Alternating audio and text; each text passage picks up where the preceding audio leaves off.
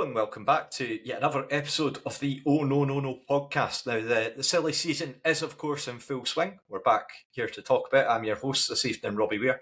A bit of a off the cuff, unannounced episode that we're doing. Not got any games to preview as such, but we are of course back to chat away about all things Raith Rovers and as well Scottish Championship, I guess.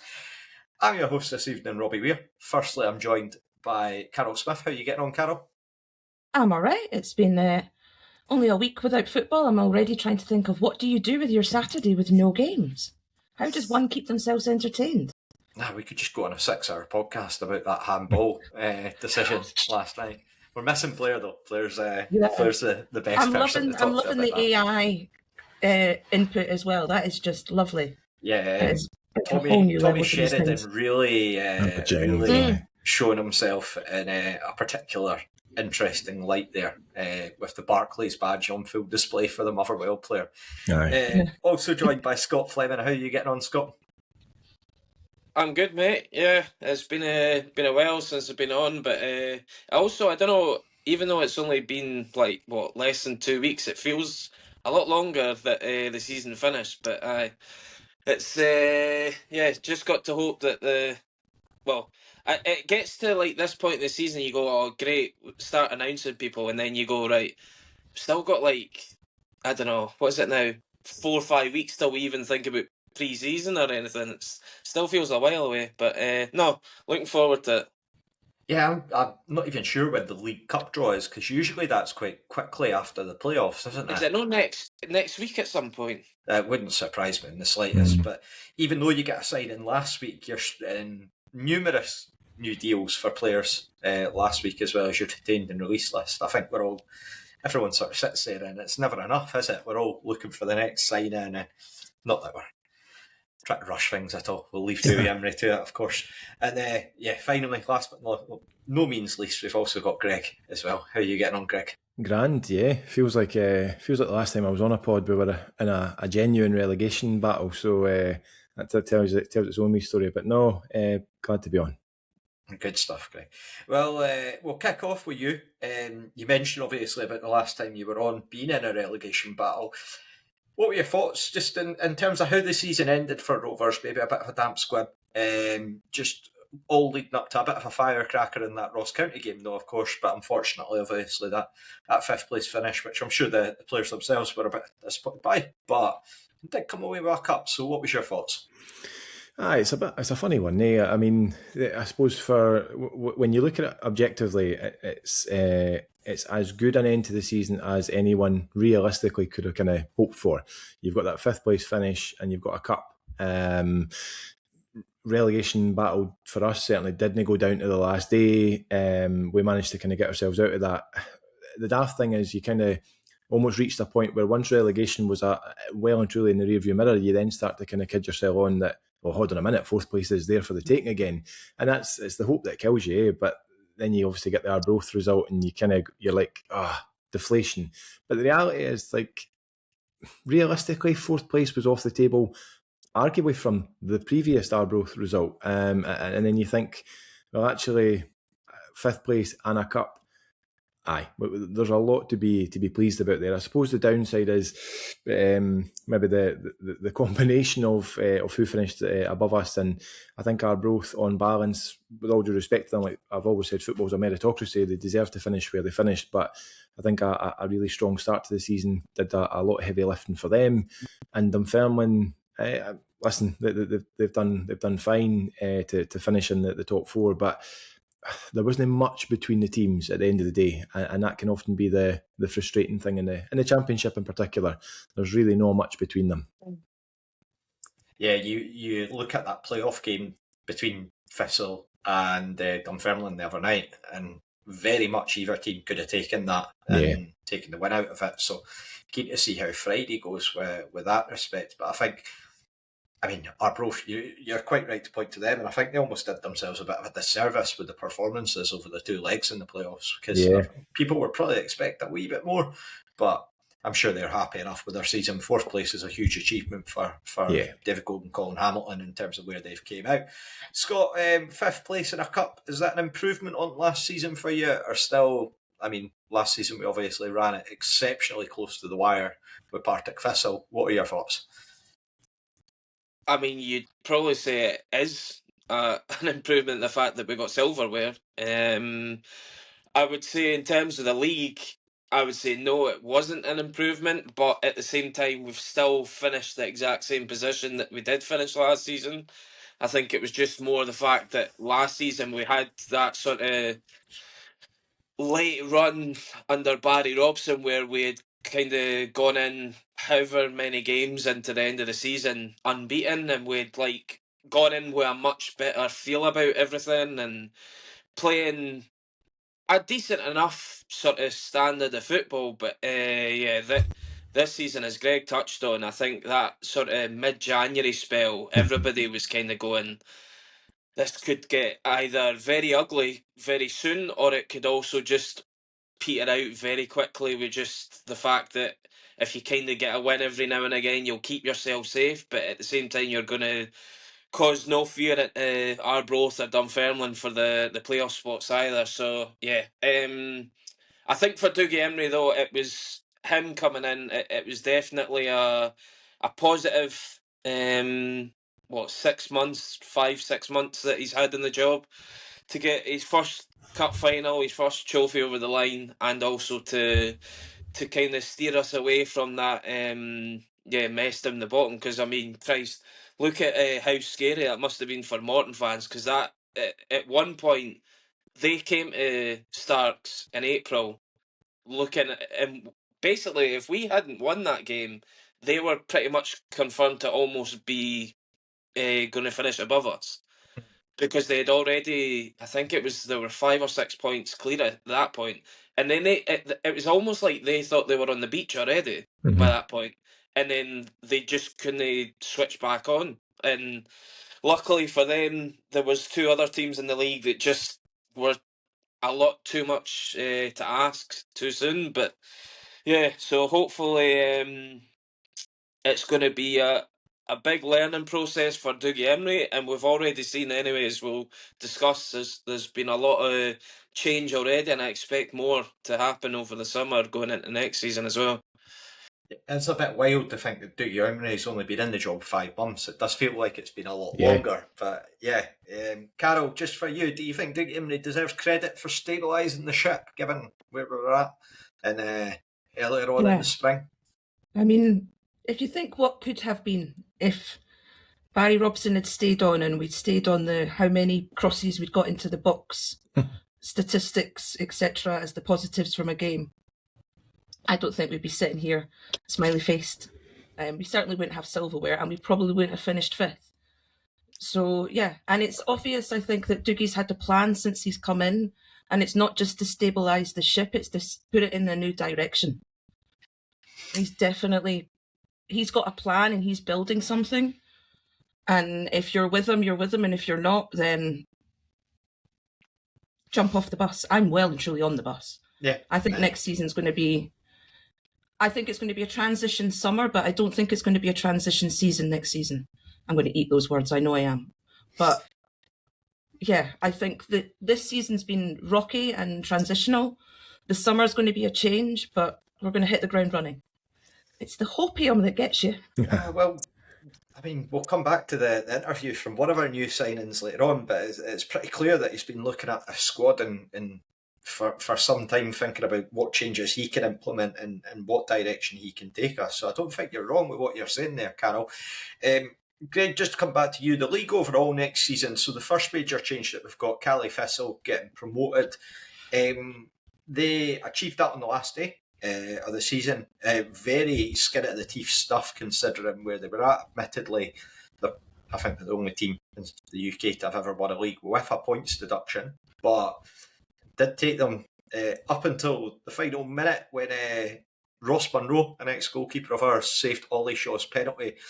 What did you make of Caley coming back up into the Championship? Do you think it'll maybe be a bit of a different situation for them this time around, given, I mean, admittedly they've got Alan Savage, who's done a power of work behind the scenes, but maybe not as putting about as much cash as they were before? It'll be interesting, I think, with Caley coming back up. I think there'll be an absence of maybe not from some of the fans, but I think from the club overall, there'll be an absence of that kind of that swagger and that arrogance. I think they'll maybe be quietly confident of coming up and kind of. I suspect they'll be aiming for mid-table and actually maybe aiming that wee bit higher. I mean, the Championship tends to lend itself to teams that come up from League One doing really well.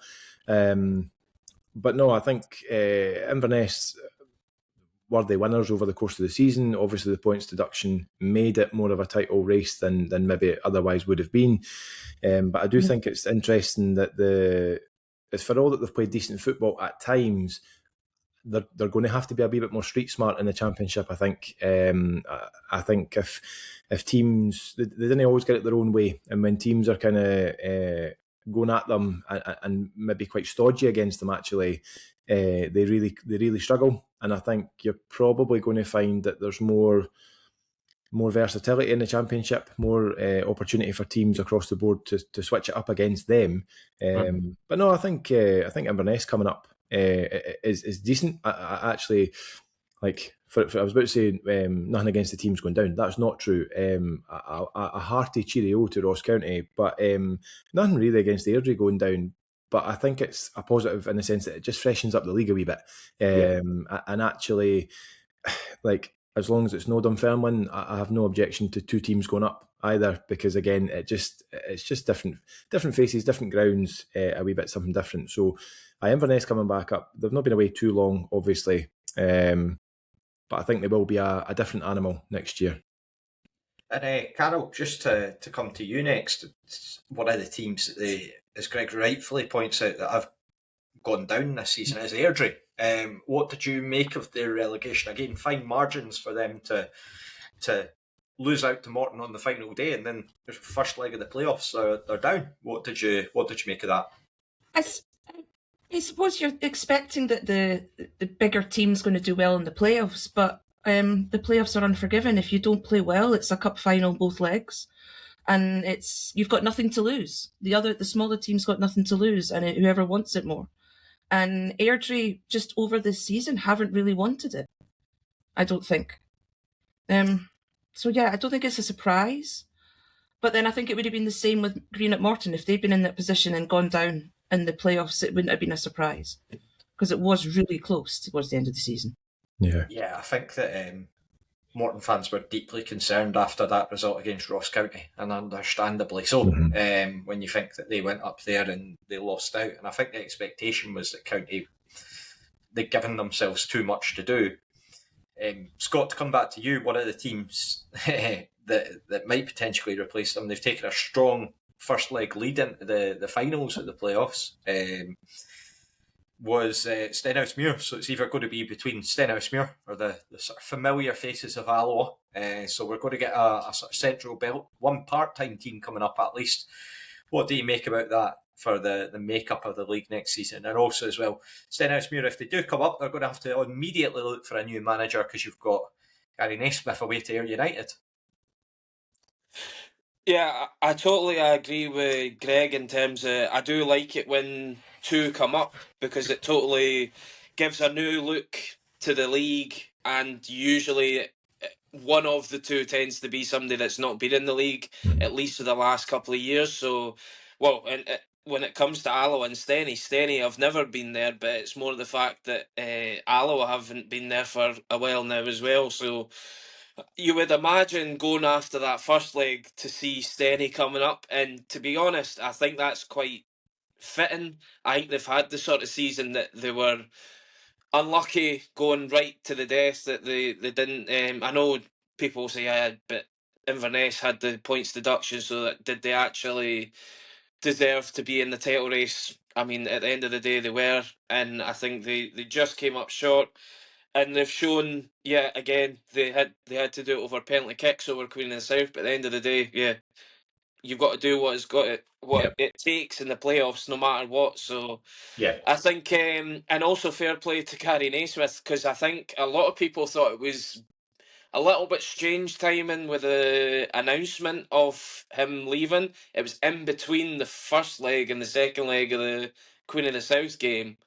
And I think it seemed to be a bit of a mix with their fans, whether they thought, oh, well, we kind of expected it, but also it's like, oh, why are you announcing it whilst we're in the middle of the playoffs? But I think Ayr United have probably had a big say in that, saying, like, we want to tell our fans what's going on next season, and they need to build for their own season next year because they're already planning that. So I can see it from both parties, and I'd be more than happy with either Steny or Alloa coming up. So and although when it goes to the other way, like Greg was saying, I'm not that fussed if Partick or Dunfermline go up. It's more the fact that St Mirren coming down, I would fear that you've got two teams coming down with this parachute payment, and we know how that's just been running season after season with likes of Kelly. We've just seen St Johnstone doing it. Now, I know Kelly took a bit of time to get going, but they still just showed that they've got the cash when you come down from the top flight to actually just go, well, you know what? If it's not going right, we'll just reset in January and we'll just overpower everybody else. Yeah. No, I fully agree. Ideally, I would prefer St Mirren to stay up, just out of sheer... I mean, it would make it a very open league next season. I noticed Livingston have started doing their business early doors in terms of a few of the players that they've brought in. They've brought in a sort of a forward from who was on at York City, but he'd been on loan at Hartlepool, I think. They just brought him in this evening. So, look, it's hard to tell what Livingston will do given the situation that they're at the moment. Scott Arfield's in temporary charge there. I think everyone realistically thinks that Davy Martindale will still probably pulling the strings behind the scenes and doing a power of work, which is, again, it's more power to him. But I don't think they're going to be afraid to spend money, given that they've got Calvin Ford effectively bankrolling them there. But yeah, in terms of the Ayr job, quite keen to see how it works out for Naismith there. He's built up that Stenhousemuir team over a number of years. He's previously been with Queen of the South in the Championship, where he didn't have the greatest track record. I know there was a bit of discussion sort of before about it sounded like Rankin was going to get the job, and then they sort of thanked him at the end of the season for his work, and then it seemed to be between the rumours certainly were between Naismith and Mick Kennedy, and in terms of Ayr United, the way that they set up and how their fans like to watch their football, quite aggressive attacking football. I know that Mick Kennedy gets absolutely slaughtered from all quarters a lot of the time, but he does. That's kind of the style that he sets up with. And I know a lot of the criticism levelled will be that East Kilbride will have a significant amount of backing behind them, but also at the same time, you've got to do a job. It doesn't necessarily always work for you. See Ross County this season, funnily enough. So, I'm keen to keep an eye out for that. With Alloa, it's a 3-1 lead at the moment for Stenhousemuir in terms of the playoff finals.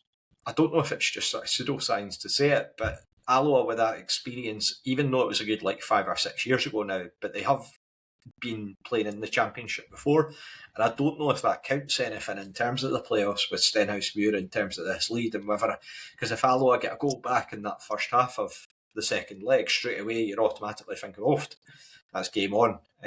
So keep a keen eye on that. I'm not sure if the game's actually tomorrow that it gets played, or whether it's Saturday evening. It's Saturday, yeah. Keep up with the fixtures. What happened to 3 o'clock on a Saturday? Nah. Serious people. Well, last week's Barca game was at 9 o'clock at night. It started, and I was over the other side of the city, so it doesn't finish till 9 because obviously there's loads of till 11 because there's loads of VAR time added on, etc. And then the last match was 11:30, so you're running to leave the football. It's ridiculous. I demand 3 o'clock on a Saturday. Or 4 o'clock local time for time difference. I would imagine that you might face a bit of an uphill battle against one of the superpowers of world football if you were taking it up against them. Even the SPFL, I'm not too sure, Carol. But we'll leave you to your battle there. Let's turn our attention, obviously. Of course, this is a Race Rovers podcast. Let's turn our attention a bit closer to home. Scott, you're a groundsman on the podcast. Confirmation that we've got the new MX Elite pitch getting put down. Was that a surprise for you to see the change getting made? I know that I think that there have been a lot of whispers about what we might potentially do, whether it was going to happen, and then it seemed to initially come out via the Community Foundation. Work starts progress, and then the club announced it last week. What were your thoughts on that? Well, obviously, I think we found out through Rory's interview, sort of middle part of the second half of the season, when he was asked from Davy about what to expect when it comes to the pitch, because it's been ongoing decision of what are we going to do, because obviously you see in the top flight, if you're wanting to be in the top flight, apparently you're being bullied into you need grass. So it's basically like, well, where do we see ourselves and what do we want to do? And also they were even contemplating the fact that just kind of almost patching up the worst parts of the pitch just to get another year out of it. I'm glad that they've decided to actually not go with that and actually just relay a new synthetic surface, because I think just trying to prolong another year out of that pitch, I don't think it would have been helpful for anybody, really.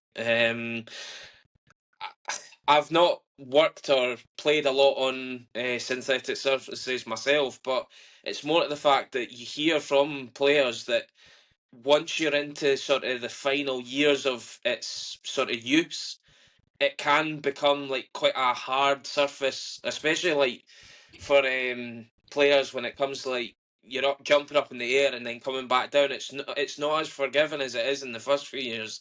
So I wonder if maybe last season did we start to see any effects of potential injuries, of the fact that it was getting sort of on its last legs. But yeah, we can't really like tell if that was a thing or not. That's just me guessing if it is, but I think it's a positive thing, and yeah, it's also good for the community aspect, as mentioned before. It's, I think, to be able to keep the hub in terms of the training for the first team, but also for all the sort of youth teams, all the kids that are playing in the community club. I think it's definitely a positive thing for them, because if we were kind of feeling like, right, we really want to go up at some point in the next couple of seasons, and we're going, right, well, we're going to need grass, and so it's just like, right, let's go for grass, and then it's like, well, yeah, but we're losing that community aspect side of things, and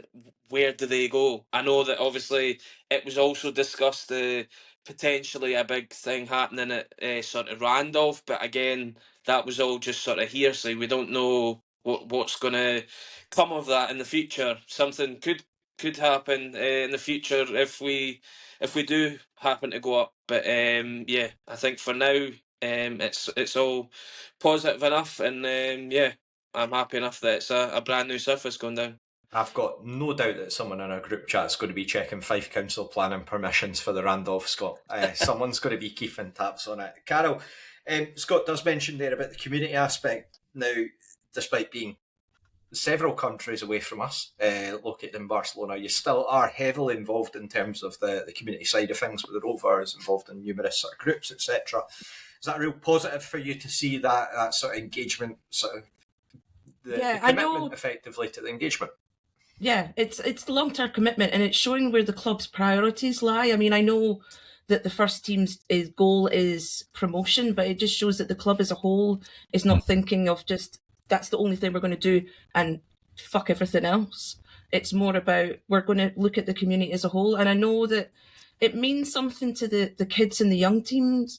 I know that the girls, for the Women's Day celebrations, that playing on the pitch and getting clapped at by the fans felt amazing. And it was just those little things. And being able to play on the pitch and do tournaments. They did a tournament, I think the Sunday before it got ripped up on the Monday, the girls' teams were doing tournaments. So I think it means more than people understand to the young girls and the young kids playing.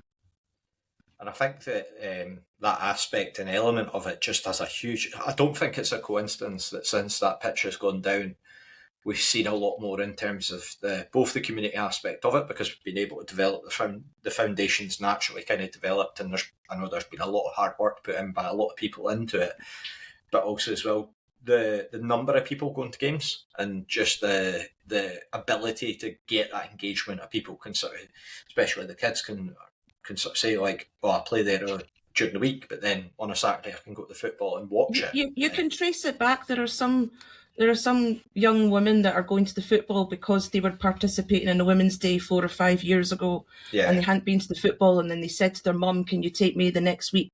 and stuff. So you can trace it back. I mean, it's not thousands of people, but it's the next generation that we need supporting. I think it's also true of sort of younger families as well.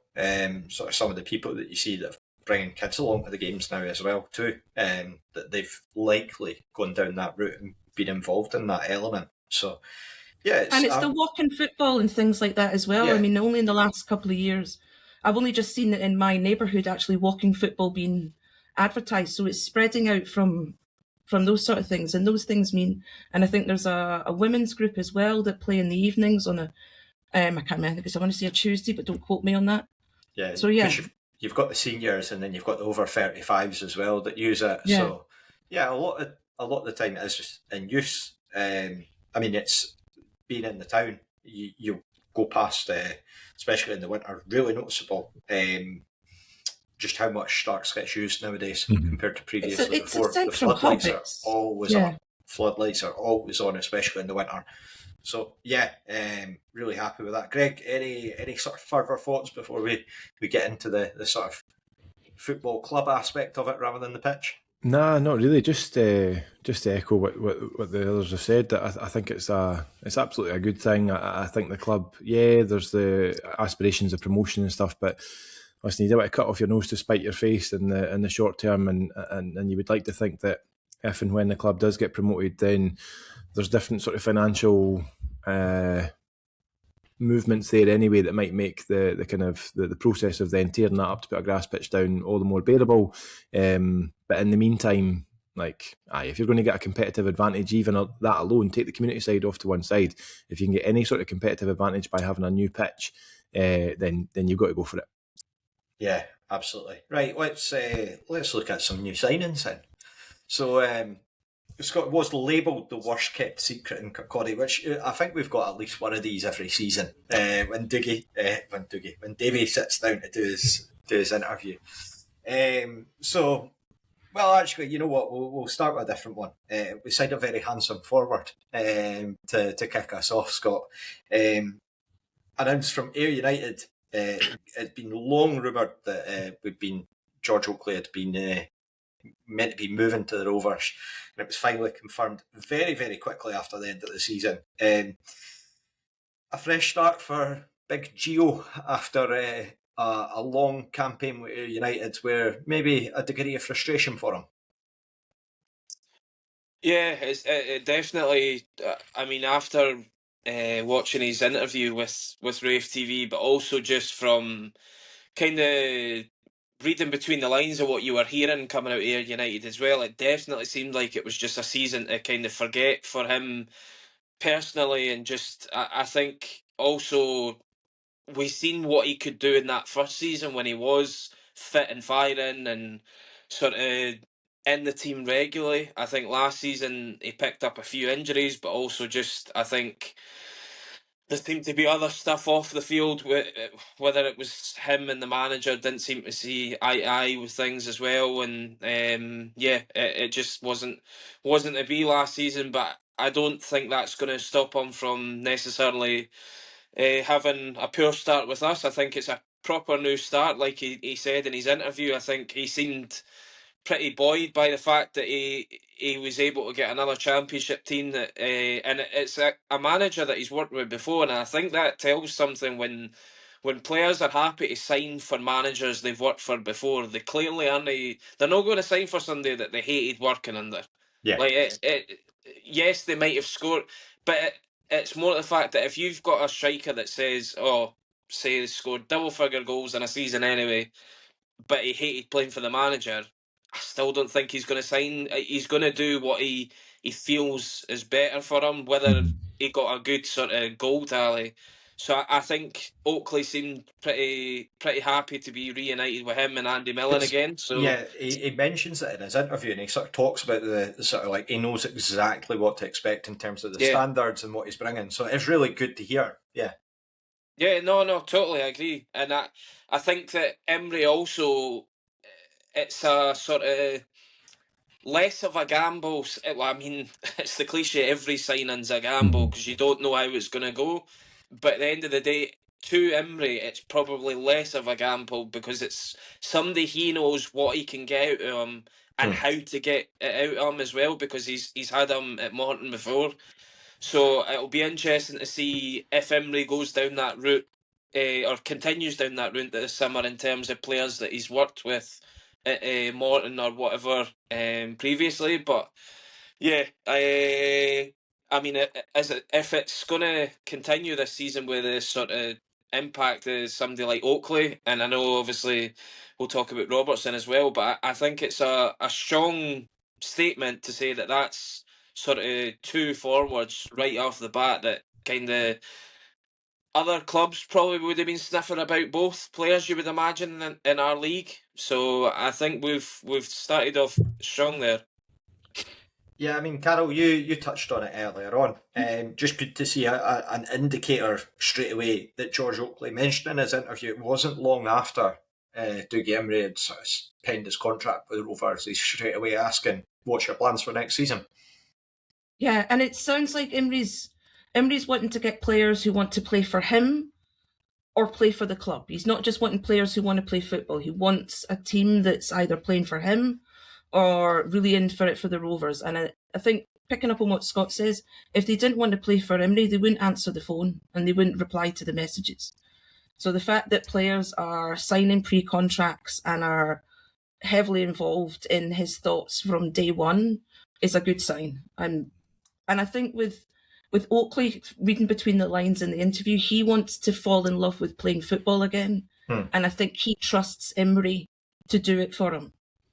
Because I think that Oakley needs someone, he doesn't just need a manager to chuck him on the pitch and make him play football. I think he needs someone that makes him want to play football, want to love playing football. And he will trust Emery to do that. Yeah, I mean, they've, like Scott's kind of mentioned already, they've had that really strong relationship before, when I think that it was probably one of his strongest spells when he was in that season at Morton, and then he's got the initial first season at Ayr there. For you, Greg, just with George Oakley, I mean, last season with Ayr, I mean, even their sort of former Players Association having a wee dig at him, Graham called that out, as sort of saying we now have to replace George Oakley's 0 goals and 0 assists in 625 minutes played last season. Now he's off to give far power to Rafe Rovers. Do you think that's the type of comment, the sort of the reaction that we've seen from their fans, exactly the type of thing that's going to light a fire under George Oakley and hopefully kick on for us? I don't see with any luck. I hope he couldn't care less. You've got to kind of just do what you're going to do. At the end of the day, you've been given a contract. You've been employed to do your bit as a player for the club, and as a striker, you're going to be judged on scoring goals. But he's talking, and I think he's talking sincerely about the fact that he's obviously got a manager or a management team that appreciate him and know what he's about. The confidence will come from that. I think he's probably too long in the tooth to. I mean, I dare say if he was to score against there, he'll really enjoy bending it right up them. But I don't think it's going to be a driving factor for him. It's not going to be something that kind of that cliche of getting you out of bed in the morning and whatever. I think he's too far on for too experienced for that to be something that gets under his skin. I think he's just fundamentally, as Carol kind of mentioned, he wants to be. I kind of see it in the same mould as Innes Cameron, actually, when he's coming in and just actually he's probably hoping for exactly the same experience, that actually by the time you get to that kind of cliched bonfire night always seems to be the watermark for a season, that he's probably hoping I can have at least half a dozen goals or so by that point. And and if I'm doing that, doing that, Graham will make a mask of him for the podcast. But if I'm doing that, then we need to wait that long for Graham to do that, to be honest. But if he's doing that, then he's not arsed what Ayr United fans, former players, associations, or anyone else in between think about him.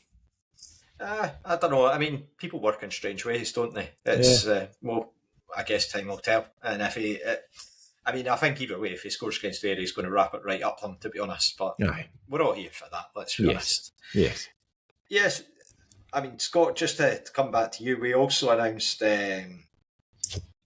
not long after that, and it was actually, the cat got let out of the bag actually while we were recording our previous podcast, that John Robertson at the PFA Awards, who was very hoarse-voiced, was barely able to speak at this point, given how vigorously I can only assume that he'd been celebrating.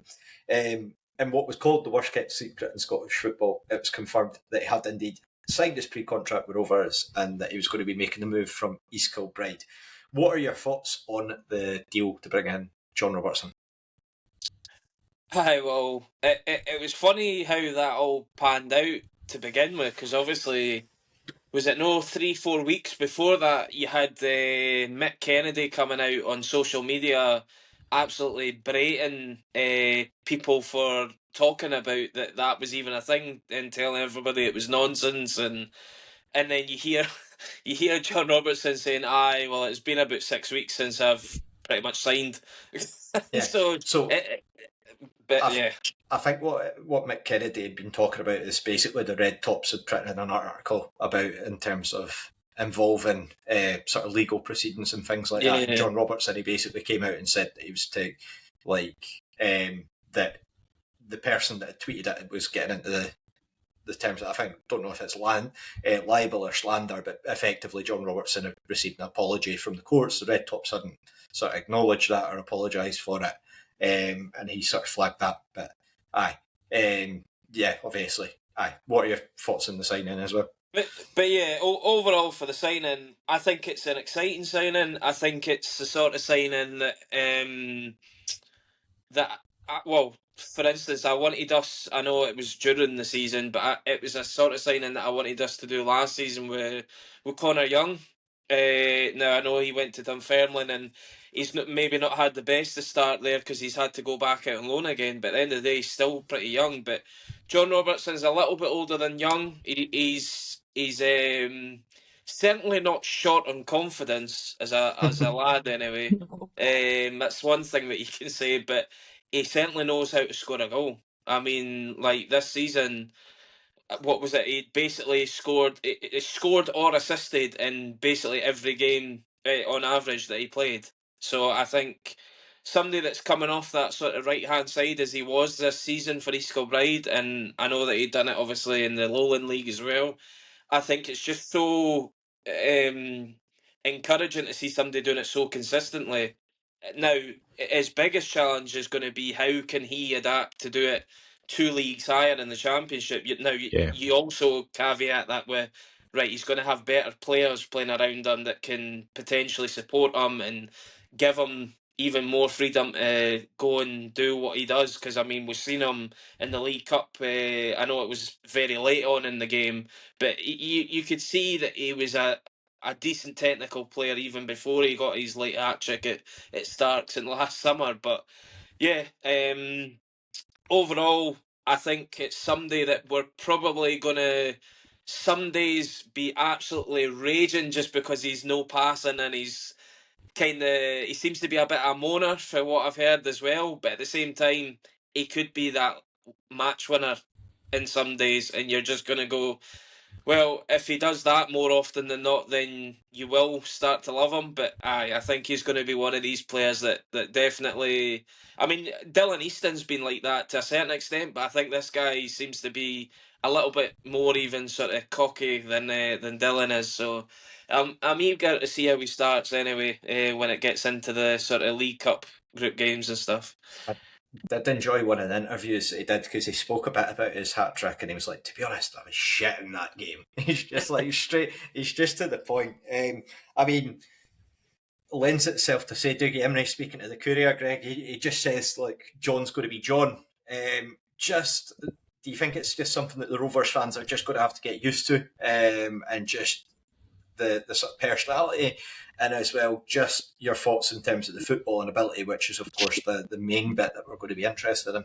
I think he's an exciting signing. I absolutely think he's the right kind of signing we should be looking at. I know, obviously, if you think back to last season and Connor Young, and there was a lot of chat about, you know, whether the club should have been looking to kind of bring somebody like that in, and then you throw it in the mix where there was going to be a fee involved. So fast forward to now, and when you've got a kind of, listen, whether it's a similar player, better player, or whatever, you're in into semantics of it, but somebody that was available for free, I think it's a far more lucrative kind of proposition to put to the management team, or rather to put to the board.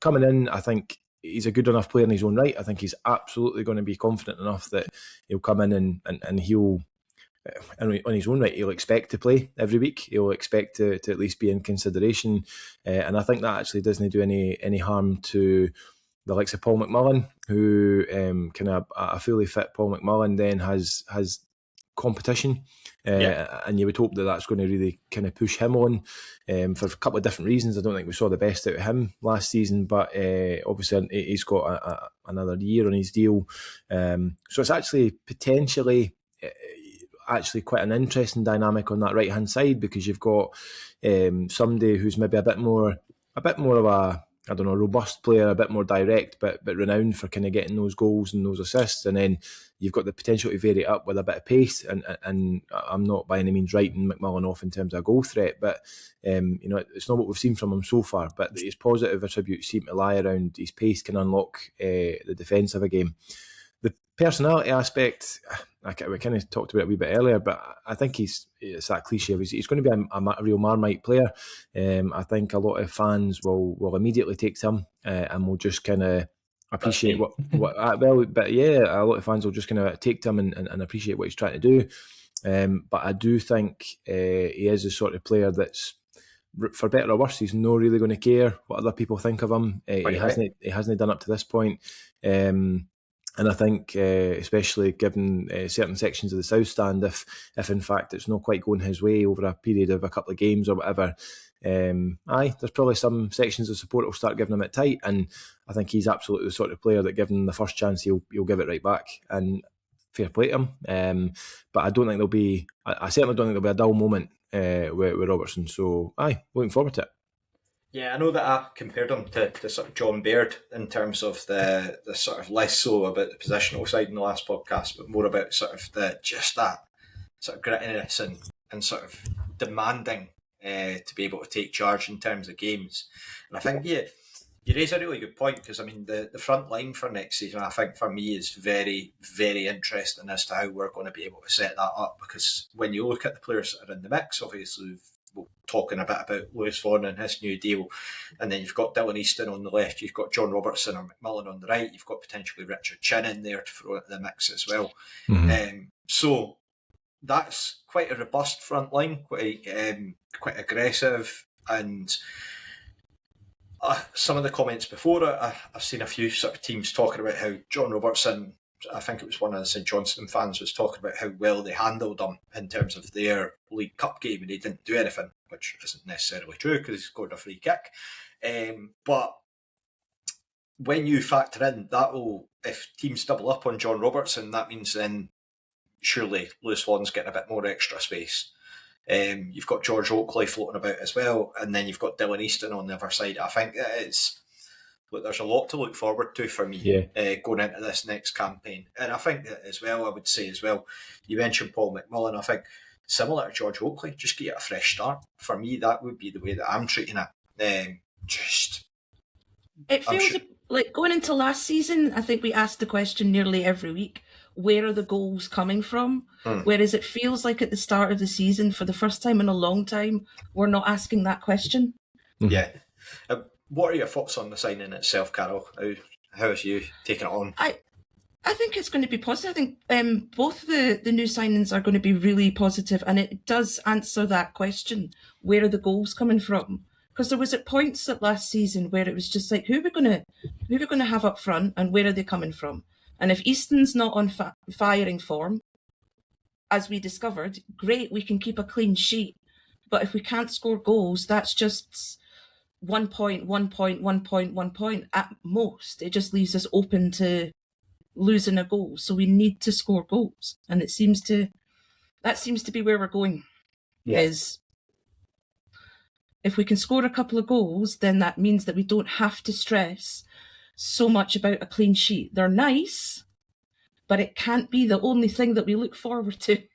Yeah, I mean, I think we started to really see sort of post that Airdrie home game at the start of the latter end of the season that's just been able to get that sort of play with that bit higher aggression and being able to see more. I think also as well, it's worth mentioning, I didn't mention him before, but I think it's probably doing a bit of a discredit not to mention Kai Montague as well, that he's going to be a lot more confident. He did get 3 goals towards the end of the season, so he's going to be an option as well. So it's not necessarily as cut and dry as sort of saying who's going to be getting the starting positions for this attack next season. Now, with it being the end of the season, we do need to talk, of course, about the retained and released list and the sort of new deals that have came through. But we'll start with the players that have left the club. Carol, I think probably the name that caught the attention the most, given his long service to the club, Ross Matthews departs for pastures new. I'll give you the honour of a vocalised tribute for Ross Matthews, please. Wow. Well, just thank you. I think that's the all you can say is thank you. You could do hours on what he's done, what he's been through. But yeah, I hope the pastures new are fantastic and he'll be back. He's going to be John Greer's go-to for the next 10, 15 years for 50-50 draws and reminiscing Rovers. I'm going to admit I was a bit emotional because you've seen these players grow over the years, granted on a tiny TV screen. But yeah, I'm going to miss him. It's kind of, I think if him and Vaughan had gone, I would be seriously reconsidering my summer. Yeah, well, I would have been too much. We'll talk about Lewis Vaughan in a little bit, as I say.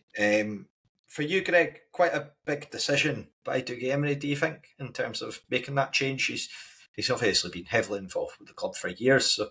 Yeah, I think it's a big call. Objectively, listen, I don't necessarily think it's the wrong call. If we're just talking about purely the footballing aspects of it, but that's with a view to believe in and trusting in Emery's vision for the team and kind of what he's maybe thinking about. But it is a big call because and it's mitigated massively by the fact that Vaughan's signed on a new deal. But if you let players like Matthews go, like it's that kind of, it's often talked about, but if you're winning games, that's fine. It's quite a limited impact. But actually, if you let players like Matthews go who kind of, you hear phrases like they get the club and whatnot, but like who've been around for a long time and actually are leaders, more often than not, Matthews was a kind of go-to for a lot of recent managers for the captain's armband in the absence of the kind of permanent captain. So if you take them out the team, take them out the club, and things then didn't go well for you, it can be easy to point to that and go, well, we've kind of lost a wee bit of identity, a wee bit of self here. But no, wholly appreciative of everything Ross Matthews did for the Rovers and wish him all the best for what he's moving on to. But for me personally, it's an opportunity, I think, and it's potentially a really kind of fertile opportunity for something, with the greatest respect to Ross, something better. Yeah, no, I think that's a fair assessment. I think that the decision for Dougie Emery might have been made by the fact that, again, Scott Brown being on that sort of longer term deal, still having time left on his contract. I think that there's been a lot spoken about in terms of even this podcast about whether the two of them, in terms of playing them together and what it offers to the team. And I think I probably would agree with you that it is the right time for the break. I think he's been a great servant for the club. Scott, what's your opinions on that? Can you hear your perspective?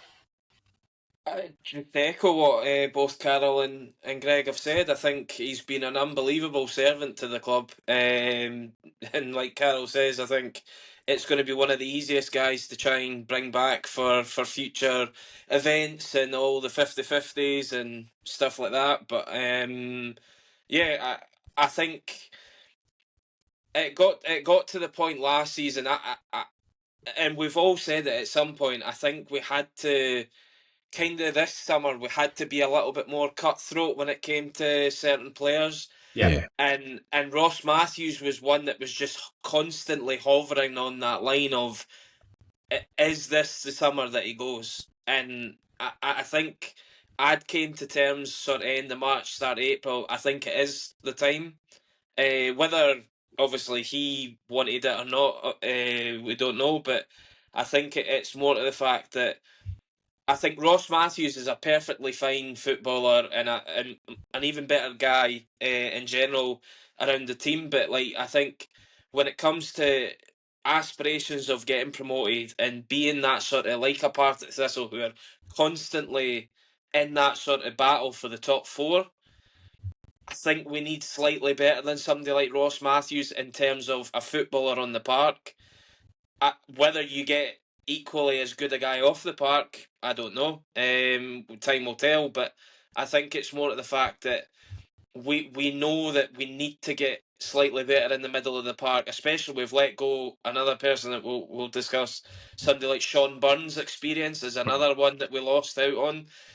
I think we're really going to have a massive hole to fill in the middle of the park this summer, and I'm really keen to see who Imre's planning to fill that void, really, because I think it's such a key thing in the championship. Is like it's almost like every week you go in, right, we need to win the sort of the middle of the park battle, because it's usually 2v2 in there or even a 3v3 at times, and you tend to see that if you can win that battle, you've probably got more chance of winning the game than not. And last season, especially sort of the first up until probably January, we tended to lose that battle a lot of the time. And like you've already mentioned, we played the whole Matthews and Brown, and we were constantly saying on here how many times have the two of them can't play together and they struggle to play together, and then it ended up being that it was one of them with NCO and all this sort of stuff. But but just to finish on Ross Matthews is just, I hope he goes on to continue to playing wherever it is. I know that there was rumours of potentially that he was going to down to Australia or something, but even if it's still in Scotland, I hope he does get himself a good deal, because he is a really, really good guy, and he's been a brilliant servant to Raith Rovers.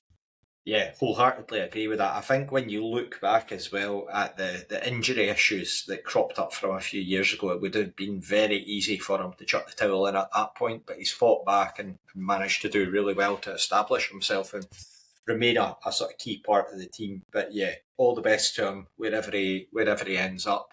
Any team that gets him will be an asset, I think, on and off the pitch. Yeah, fully agree.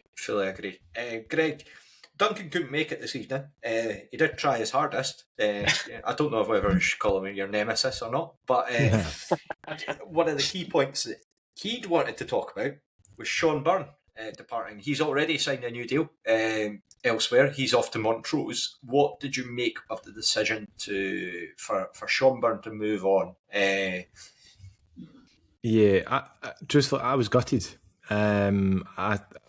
Listen, Sean Byrne is a class act. He's a terrific football player, and I think he's, by all accounts, he's a great guy. And it's really easy to kind of wax lyrical about folk that have been here for a long, long time, a la Ross Matthews. I think it's a measure of Sean Byrne that actually I would probably wax equally lyrical about him, and he was here a fraction of the time. For me personally, if you kind of go back to the 23-24 season, Byrne for me was the heartbeat of that side. I think he was kind of pivotal to, in recent memory, some of the kind of most exciting, most enjoyable experiences of me watching the Rovers. And I think then you throw into the mix that he gave everything he had when he was on the pitch, and I think he's like I've said it often enough this season when I felt in his absence, he was a different type of player. He was a different type of midfielder, and I think we missed that for significant chunks of this season. And listen, it's all ifs, buts, and maybes, but had he been fit, had he been available more often, might things have panned out differently? We'll obviously never know. You can only imagine it's a perception, and I say this not that it can't be true, but a perception of Emery's and his management team that it's a fitness thing, because a fit Sean Byrne plays for Wraith Rovers, and I would. I mean, that's a hill I'll die on. A fit Sean Byrne starts for Wraith Rovers every week. I think it would be a quite crowded hill that you would have there, Greg. Aye, but I suppose what I mean by that specifically is where I've just said about, you know, Matthews, that it's an opportunity and actually maybe it was time to move on. I don't know. I don't have that same feeling about Sean Byrne. That being said, he's gone, and we have to trust in Emery's decision there. And I wish him all the best at Montrose, because by the time you take into account not only his abilities as a player, and you look at his kind of all-round presence at the club, where they train like a pro stuff, and I know that's not a direct affiliation with the club, but he's just been a presence in and around Starks Park, and I think Montrose are getting a terrific player, but they're getting a smashing guy. 100% agree on that one too. I think that you know, he did that sit-down interview with David Hancock recently, and very, very candid, very truthful, very honest as to sort of his life and what's happened. And one of the best bits I think about Sean Byrne, like I've never spoken to Sean Byrne, never met him, but it's quite clear that he's very similar to Davey in the sense that he doesn't do things other than any reason out of the goodness of his heart, in terms of a lot of the stuff that goes on behind the scenes. He doesn't do it for recognition, but again, that's going to garner recognition in itself. On the pitch, an excellent footballer. I think the only shame is that we didn't have him come to Rovers earlier on in his career. But again, that's just, he was at Dundee and he's got a very close affiliation even with Dundee as a club. I think that in terms of that one, for me, like I think it was always going to be the question of fitness. And it's a difficult one because he is such a good player, and if you could keep him fit, then it's a no-brainer. But I think that's not the reality of the situation. I think that we have to be pragmatic about it. And I think, again, it might be one that moving to part-time football does offer them that avenue to make life a bit easier. Keen to see how he does with Montrose. Wish him all the best there. And I think that, he's just a credit to the club. And it's been a real pleasure, I think, to watch on the pitch as well. So, just any final thoughts from you, Scott or Carol? Carol, I'll go first to you. I think Sean Byrne just comes across as a really just genuinely nice human being, and those are really rare to find. And I think that part-time football is going to make him an even nicer human being for his family and on and off the pitch. So I wish him all the luck. And again, I wish that we had a fit Sean Byrne full time, but I think good luck to him. And Scott?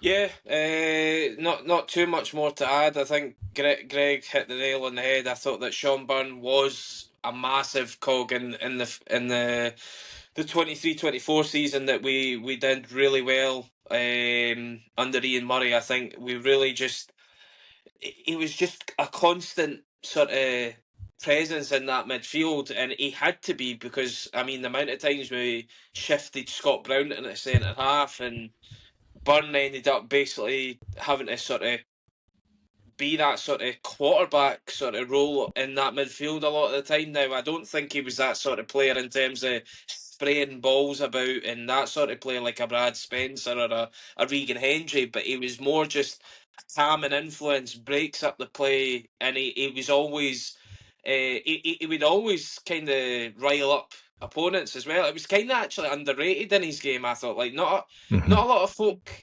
picked up on it, whereas like you see Dylan Easton sometimes, like he'll wind up opponents and just get in their face, whereas Sean Byrne had a side to him like that as well, and I quite liked that, to have that sort of nasty little streak in you, because at the end of the day you didn't want to be on ice. So No, but I think part-time kind of seemed the right move for him. Because if it was the way that it was panning out in terms of fitness-wise, I do think we've seen guys like in the past. Now I know Sean Burns obviously a bit younger, but like Keith Watson, for instance, went straight to part-time when he left us. Yeah. Again, I think that was the correct move for him. It was a guy that had played at a higher level, and you could see he was a decent footballer, but it just, his body was starting to tell him, look, maybe I can't be doing it at this level anymore. So he dropped the level and went to part-time and was able to play a bit more game time. But yeah, I think Sean Burns still got plenty to offer, both on and off the park. So yeah, again, just like Ross Matthews, I hope I wish him well, and yeah, hopefully we do see him back at Starts Park in some sort of capacity in the future. Well, we'll stick with yourself, Scott. Another player that quickly agreed a new deal after announced is leaving the Rovers last week. Josh Mullen confirmed as Stirling Albion's new signing.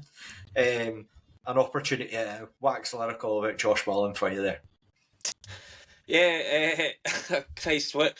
It's just great guy after great guy, isn't it? It's like, I mean, I spoke to Josh a couple of times last season, just throughout the season, and he genuinely just comes across as such a nice guy, and Yeah.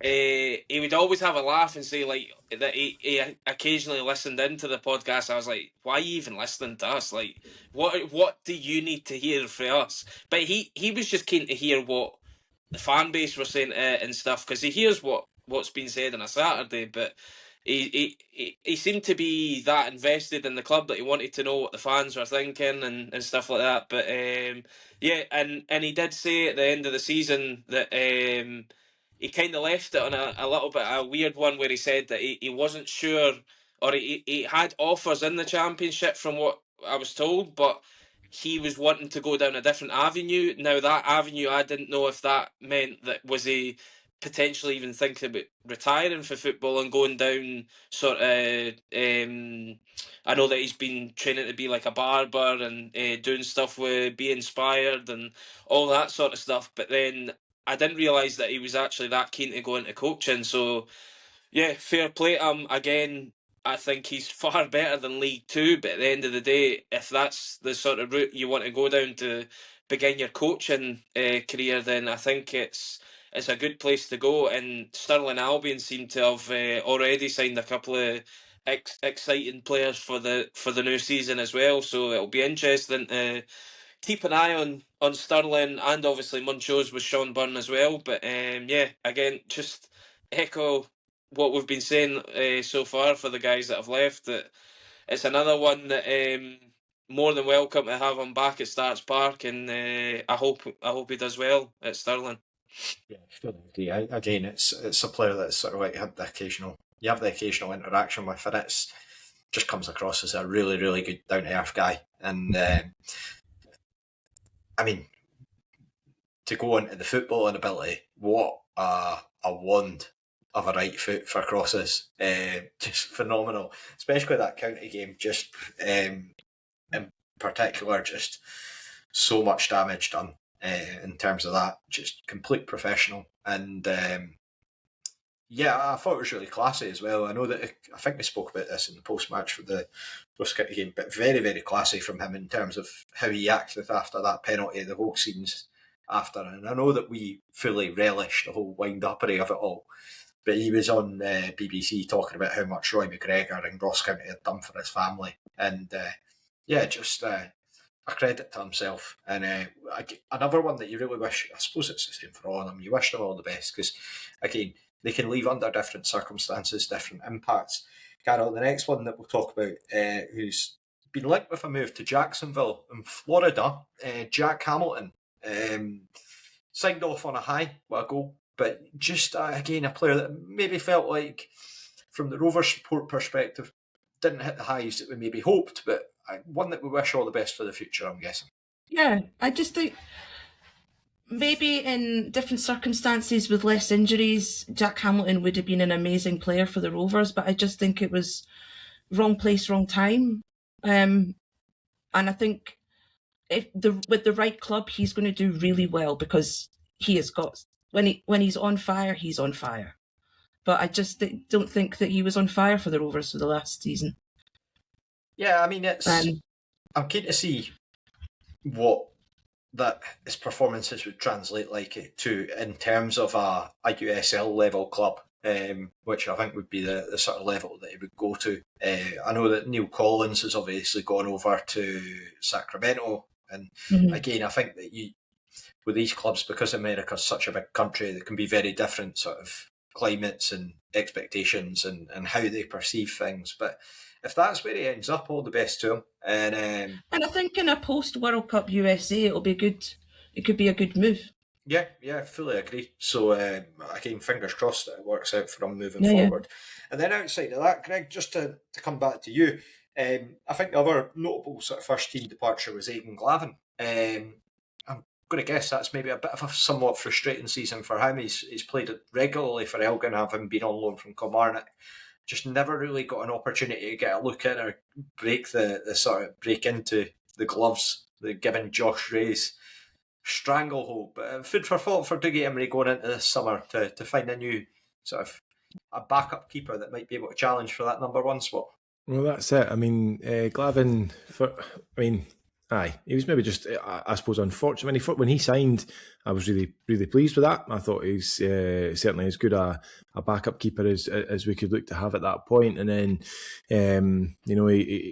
it did feel like, and again, listening, in particular in the Challenge Cup when he was kind of given a run out in the wind, did him no favours at all. But his options and opportunities were limited, not helped by the fact that in a generally poor Rovers side, Josh Ray continued week in, week out to be one of the kind of strongest links. And that's life. That's football. And Glavin, I'm sure, will have that umpteen times more in his career.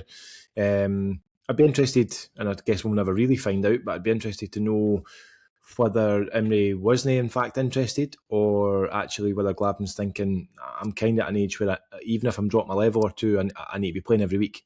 Yeah. So, all the best to him.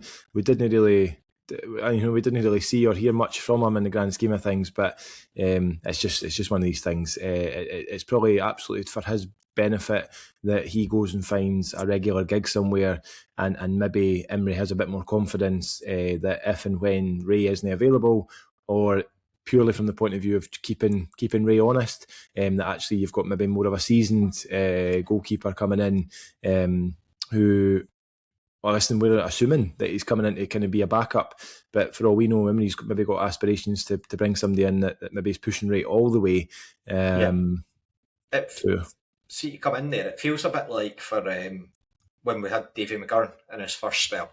Bit like when we brought in Kevin Cuthbert, and everyone was a bit like, oh, that's an odd one, didn't expect that. And then we got the two of them battling it out. So there's been 3 new deals on the table that have been signed by players. Jordan Doherty, of course, we're still waiting to hear the response in terms of seeing what happens with that. We've got no timeline for that, of course. And there's paper talks that he's been offered deals with Livingston and St Johnstone as well. So it's a player that Dougie Emery's already been very vocal that he wants to keep, feels that we put a good offer on the table, but whether he accepts it, given the firepower that Livingston and St Johnstone, I'm sure, will be able to have financially compared to us, is that's open to question.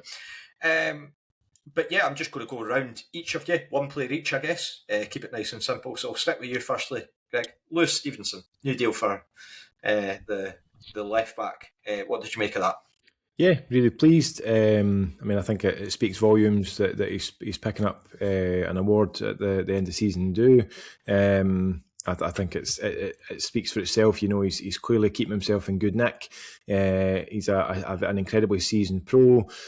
It probably, although he's not had the long-term connections with the club from a playing perspective, I think if you're looking at a summer of transition, it's probably really important that you've got somebody with that kind of experience and that kind of level head, and who's been at the club now for a wee bit of time, and kind of, I suppose, gets it and kind of is that bridging gap between new players coming in and the management team and so on, and the existing players. again, objectively speaking, he's a sort of player that, whilst I'm perfectly happy that he signed a new deal, I do think that left back and that kind of full back position is an area the club probably still needs to look at.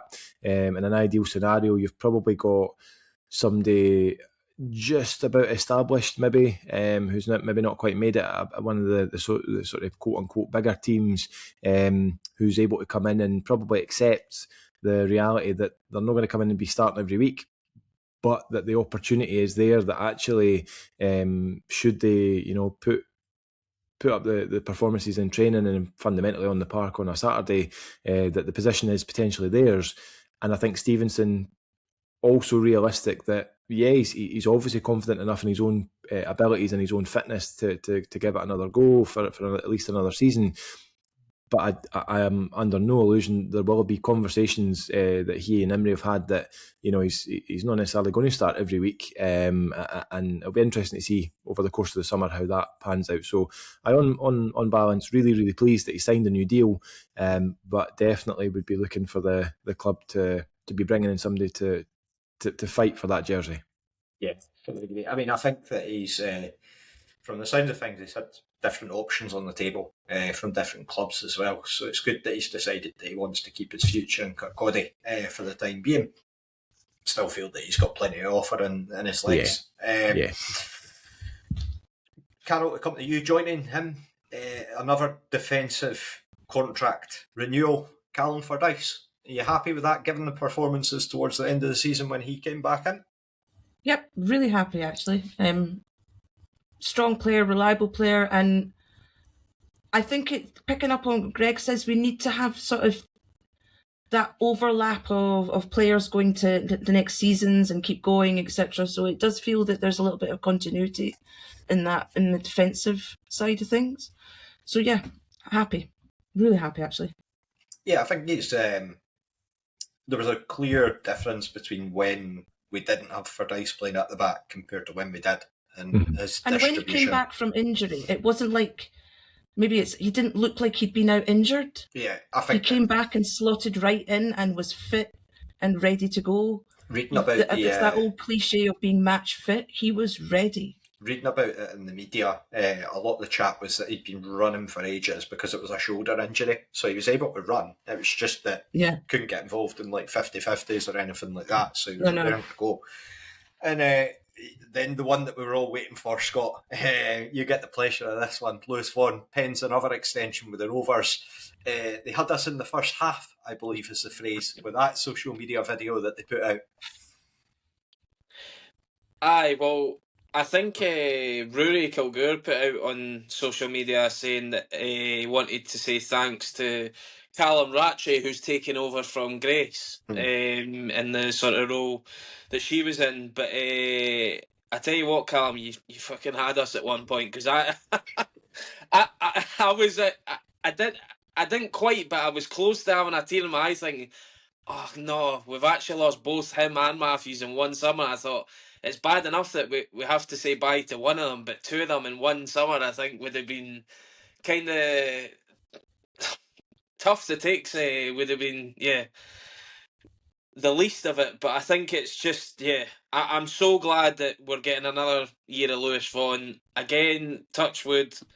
I hope we get more games out of him than missed. But we know going in that that Lewis does have those sort of prone to being injured every now and again. But Lewis Vaughan is just arguably one of the better players in this division when he's fully fit. It's just the fact it has been for years. And I don't think anybody was saying, oh, we shouldn't be re-signing Lewis Vaughan. I think everybody, if you were told out of the two of them, who you wanting to keep out of Ross Matthews and Vaughan, I think more often than not you're going to hear people saying Lewis Vaughan. Now, again, it's nothing bad against Ross Matthews, but it's just the fact that Vaughan's given us so many memories in terms of his goals, hat-tricks against the Pars, well, just the amount of goals he scored against the Pars himself.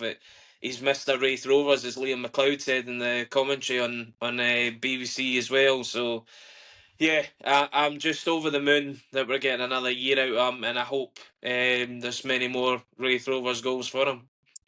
Yeah, it's that Queen's Park game for me, the Queen's Park away game, where he scored that second goal, and you're thinking like straight away, you're like, he's still got that in his locker. He's definitely got the ability to be pulling that out. So I'm keen to see how that links in with George Oakley. And again, I mentioned it before, Dylan Easton and John Robertson on sort of the wide positions. I think how much fun is it going to be when they're all on fire? I mean, just imagine it. How much fun is that going to be? Well, yeah, let's hope. But again, this is Wraith Rovers that we're talking about, Carol. I'm going to temper expectations at this point. It's a long summer and we've got Scotland in the World Cup. Give me something, please. Aye, we do have that as well. But yeah, Greg, any thoughts for you, just to round this off in terms of Blue Swans' new deal? In many ways, I think it could be described as the best bit of business the Rovers will do this summer. I think Scott summed it up really, really well. If you're losing a pivotal kind of club man like Ross Matthews, you prioritise keeping somebody like Lewis Vaughan around. And I think injury worries or not, again, a fit Lewis Vaughan plays for Wraith Rovers, and actually sentimentality can be given its place all the time, but Lewis Vaughan has a place at Wraith Rovers, and I think even if he's only fit part of the time, and maybe that costs us a league place or whatever, having guys like that round, to me, I'd rather finish fundamentally a place or two down the league table, but have guys that really connect with the club and the fans can clearly connect with. So delighted that he's staying. Do you think coming into pre-season and stuff, Lewis Vaughan's going to find it really weird that Ross Matthews isn't there when he's going to work? Like, he's been with it going into work with him for 13, 14 years. Yeah. And then he's just like the next day. Well, obviously they'll keep in touch, but it'll be very strange for him to not have him by his side. Absolutely. I mean, I think it'll be big changes in general, because obviously, of course, with Jack Hamilton away as well, I'd imagine. I think talk about the car school, and I think that was sort of the Edinburgh contingent, so big changes there. Yeah. But yeah, of course, there'll be new additions at some point to join them, so who that is, of course, we're not in the rumour business, unfortunately, to be able to sort of say, because it's all quiet at the moment. So we'll leave the Dougie Imrie and Andy Milne to do their work that they're working away, I'm sure, on the new deals. We will, of course, be back at some point in the future. Any closing thoughts for this evening for anyone else, or shall we send it there?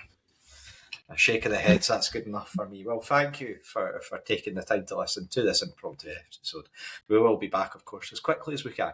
But yeah, until we get something else to talk about, thank you for taking the time to listen, and bye for now.